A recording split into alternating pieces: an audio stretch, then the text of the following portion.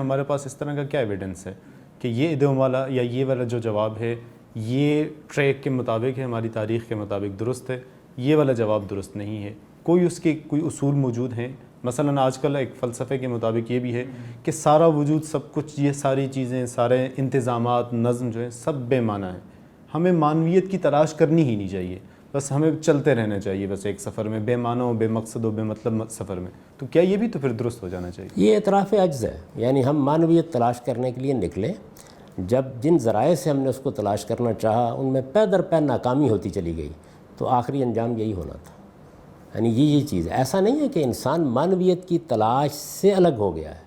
میں کہتا ہوں جو آدمی یہ تقریر کر رہا ہے، بلکہ مابعد طبیعیات سے لے کر مابعد جدیدیت تک جو کچھ وجود میں آیا ہے اس سارے سفر پر آپ ایک نگاہ ڈالیں. یہ آخری آدمی جو چیخ چلا کے آپ سے یہ کہہ رہا ہے کہ نہیں میرے غم مجھ تک رہنے دو، میرے نیریٹو ہے، مجھے باقیوں سے کیا تعلق. یہ جو کچھ کہہ رہا ہے اس کو یہ خبر دیجئے کہ جو بڑے بنیادی سوالات ہیں ان کا جواب مل گیا ہے کہیں. چلیے آج کے زمانے میں چونکہ سائنس ایک چھوٹا سا خدا بن چکی ہے، تو کہیے کہ سائنسدانوں نے جواب تلاش کر لیا ہے، وہ بالکل ہڑبڑا کے اسی طرح اٹھے گا اور اٹھ کر بھاگ کھڑا ہوگا کہ مجھے وہ جواب تلاش کرنا ہے.